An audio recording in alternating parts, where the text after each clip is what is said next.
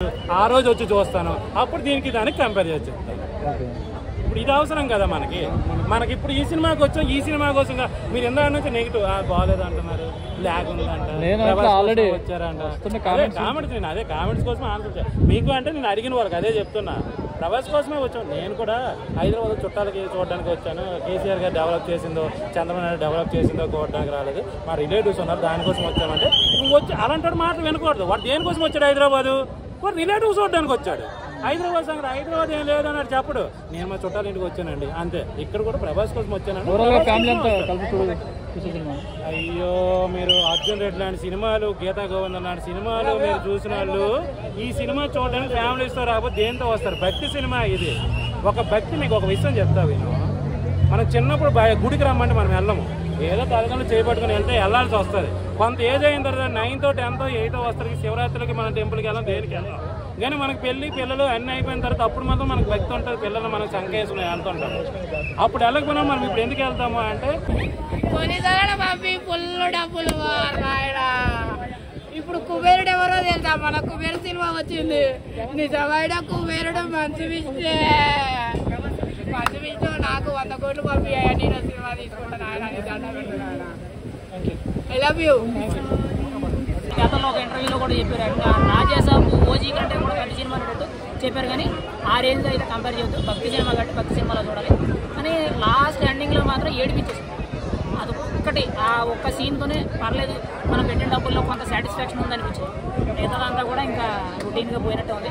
ఓవరాల్గా ఏదేమైనా సరే సినిమా మాత్రం ఒకసారి చూడొచ్చు.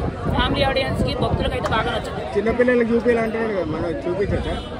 చూపించాలని అంటే రొమాన్స్ పార్ట్ ఎక్కువ ఉంది కాబట్టి కొంత నెగిటివ్, అడల్ట్ అయితే కొంచెం డిస్టర్బెన్స్ ఉంటాయి కాబట్టి అవాయిడ్ చేస్తేనే మంచిది. కానీ ఓవరాల్గా సినిమా అయితే ఒకసారి అయితే చూడొచ్చు. అంతకుమించి ఎక్కువ ఎక్స్పెక్ట్ మనం ఉన్నదన్నట్టు చెప్పలేదు. ఏదో సినిమా రిలీజ్ అయిందని డబ్బా కొట్టినట్టు లేదా ప్రభాస్ అభిమానిగా మనం మాట్లాడుకోవద్దు. ఏదేమైనా సరే సినిమాకైతే మెయిన్ హీరో కంటే కూడా ప్రభాస్దే హైలైట్ పార్ట్ అయింది. తక్కువ చూపించినా కూడా ఎక్కువగా ఆయన హైలైట్ అయ్యారు.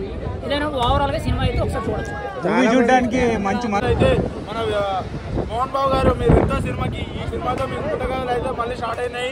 ఎందుకంటే ఈ సినిమాని మీరు 200 కోట్లు తీస్తే ఈ సినిమా వచ్చేసరికి 1000 కోట్లు అయితే కంప్లీట్ అవుతుంది. ఒకటే రోజు మీకు 100 కోట్లు రావాల్సిన పరిస్థితి. ఎందుకంటే ఈ సినిమా ఆల్మోస్ట్ బ్లాక్ బస్టర్ అయిపోతుంది.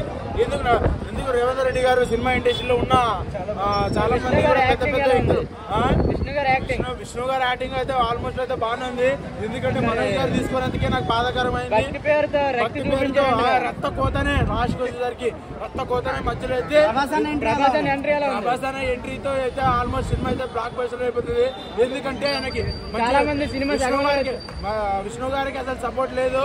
ప్రభాస్ గారు వచ్చి వెనక నుండి నూకితే గనక మనకి ఆయనకి విష్ణు గారికి అయితే మంచి సపోర్ట్ అయితే కలిగింది. ప్రభాస్ గారు లేని సినిమా లేదు. ప్రభాస్ గారు మ్యాక్సిమం ఉండాలి. ఆయనకే 200 కోట్లు పెట్టినా సరే తప్పలేదు. ఆయన మ్యాక్సిమం అయితే ప్రభాస్ గారు అయితే వచ్చింటే సినిమా అయితే ఆల్మోస్ట్ సినిమా అయితే ఆల్మోస్ట్ బ్లాక్ బస్టర్ అయిపోతుంది. ప్రభాస్ హర హర Mahadeva Shambho Shankara.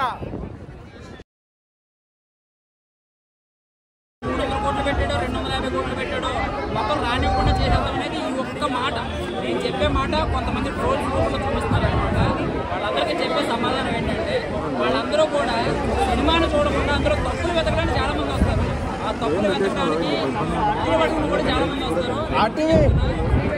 Cinema second half start అయ్యే 40 నిమిషాలు మీరందరూ ఏదైతే మైండ్లో పెట్టుకుని వస్తారో మర్చిపోయి ఇంటికి వెళ్ళిపోతారు అనమాట. సినిమా విషయానికి వస్తే చాలా బ్రహ్మాండంగా ఉందండి. ఫస్ట్ హాఫ్ అంతా కొంచెం లాగే. ఫస్ట్ అసలు సినిమా చూడాల్సిన అవసరం లేదు నిజంగా చెప్పాలంటే, ఓపెన్గా చెప్పాలంటే.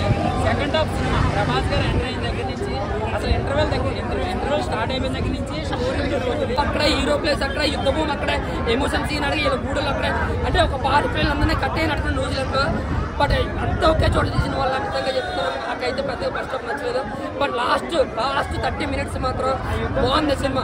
ప్రభాస్ గారు వచ్చినప్పుడు 2 నిమిషాలు అండ్ పట్టుగా నప్పుగా మారిన మంచి విషయం యాక్టింగ్ అయితే మాత్రం బాగుంది. ఆ 2 నిమిషాలు మాత్రం చాలా బాగుంది. మోహన్ లాల్ గారి క్యారెక్టర్ అయితే ఇంటర్వెల్ ముందు మోహన్ లాల్ గారు వస్తారు. ఆ 2 నిమిషాలు మాత్రం చాలా బాగుంటుంది. బీజిఎం బాగుంటుంది, ఆయన కొంచెం యుద్ధబొమ్మ కూడా బాగుంటుంది. ఆ 2 నిమిషాలు కూడా చాలా బాగుంటుంది. మరి ప్రభాస్ గారు వచ్చినప్పుడు కానీ సినిమా ఉంటుందన్న ఆ ప్రభాస్ గారి లుక్ కానీ నడిచే విధానం కానీ చాలా అంటే చాలా బాగుంటుంది. ఆయన ఉన్న సీన్స్ చాలా బాగా రాస్తారు. ఆ 2 నిమిషాలు